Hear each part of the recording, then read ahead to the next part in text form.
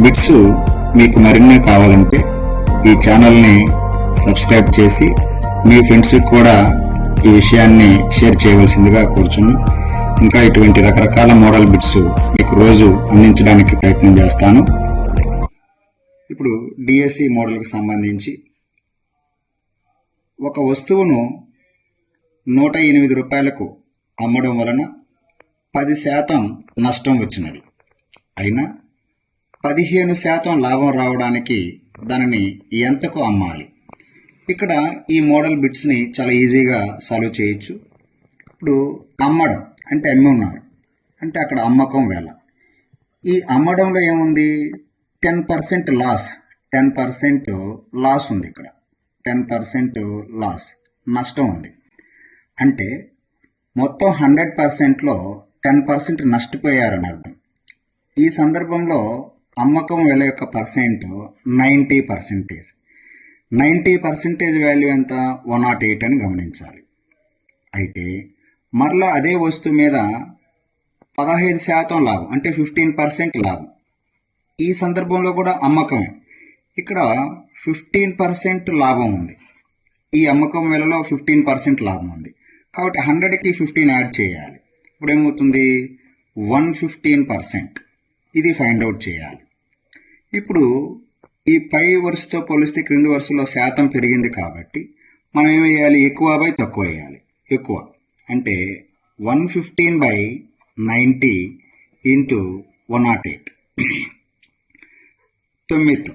9 పదులు, తర్వాత 9 12, 2తో 2 5లు, 2 6లు, 5 1s, 5 2s 10, 5 3s. వీటిని మల్టిప్లై చేస్తే 6 3s 18, 6 2s 12, 1 13, 138 ఇలా సాల్వ్ చేస్తాం. నెక్స్ట్ ఇది ఒక చాప్టర్కి సంబంధించి క్షేత్రగణిత మెన్సురేషన్కి సంబంధించిన బిట్. 21 సెంటీమీటర్లు 14 సెంటీమీటర్లు కొలతగా గల దీర్ఘచతురస్రంలో అంతర్లిఖించిన గరిష్ట వృత్త వైశాల్యం. అంతర్లిఖించిన అంటే ఇన్స్క్రైబ్డ్.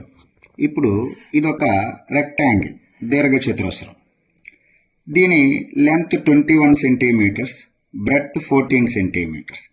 దీనిలో అంతర్లిఖించిన గరిష్ట వృత్తం అంటే ఒకవేళ ఇలాగా పొడవు వెంబడి కానీ మనం ఇలా కానీ నిర్మిస్తే అది వృత్తం కాదు. అది ఇలా నిర్మించిన వృత్తమే మనకి ఇక్కడ గరిష్ట వైశాల్యాన్ని కలిగి ఉంటుంది. అప్పుడు ఇలాగాని మనం డ్రా చేస్తే ఈ వృత్తం యొక్క వ్యాసం diameter of the circle equal to breadth of the rectangle. అంటే వ్యాసం D ఈజ్ ఈక్వల్ టు 14 సెంటీమీటర్లు అవుతుంది. సార్ ఇలా నిర్మించవచ్చు కదా అంటే ఇక్కడ ఇది వృత్తాకారంలో రాదు, ఈ షేప్లో వస్తుంది. కాబట్టి ఇలా నిర్మించినదే వృత్తం అవుతుంది. కాబట్టి వృత్త వ్యాసము దీర్ఘచతురస్రం యొక్క వెడల్పుకి సమానం అవుతుంది. ఇక్కడ వ్యాసార్థం ఈజ్ ఈక్వల్ టు 7 సెంటీమీటర్స్. వృత్త వైశాల్యం ఏరియా πr² అంటే 22/7. r² అంటే 7 × 7, 7 7 క్యాన్సిల్, 7 2s 14, 14 ఒక 1 15 ఏరియా కాబట్టి చదరపు సెంటీమీటర్లు. Next A, B belongs to W అంటే ఇవి హోల్ నెంబర్స్, పూర్ణాంకాలు మరియు భాగించినా కూడా పూర్ణాంకమైన క్రింది వాటిలో సరైనదని ఇవ్వడానికి అవకాశం ఉంది. అంటే 2 పూర్ణాంకాలను తీసుకొని భాగించినా కూడా పూర్ణాంకమయ్యే సందర్భాలు. అన్ని సందర్భాల్లో పూర్ణాంకం రాదు. ఆ సందర్భాలు ఏంటి అనేటివి చూడమన్నారు. ఇప్పుడు ఫర్ ఎగ్జాంపుల్ చూడండి, 4/2 దీన్ని భాగిస్తే మనకు పూర్ణాంకం వస్తుంది. ఈ రెండింటి మధ్య సంబంధం ఏంటి? ఈ హారంలో రాసే వాల్యూ యొక్క గుణిజమే లవంలో ఉంటుంది. ఓకేనా? Multiple of denominator is numerator. అంటే ఇక్కడ దీన్ని బేస్ చేసుకుని దీంతో కంపేర్ చేస్తే మనం B యొక్క గుణిజం A అవుతుంది. B యొక్క గుణిజం A, multiple of B is A ఇలా ఉంటే క్యాన్సిల్ అవుతుంది. అట్లాగే ఒకవేళ మనం ఇంకా మాట్లాడాలనుకుంటే 4 యొక్క కారణాంకం 2 అని కూడా అనొచ్చు. ద ఫ్యాక్టర్ ఆఫ్ 4 ఈజ్ 2 ఇలా కూడా ఒక స్టేట్మెంట్ చెప్పొచ్చు. కాబట్టి లవం A యొక్క కారణాంకం ఏ యొక్క కారణాంకం బి అని కూడా మాట్లాడవచ్చు. ఇదొకటి. అట్లాగే ఏ ఈజ్ ఈక్వల్ టు 0 అయిపోయింది అనుకోండి పర్మనెంట్గా, అంటే 0/something. అయితే ఇక్కడ బి నాట్ ఈక్వల్ టు 0 అయి ఉండాలి.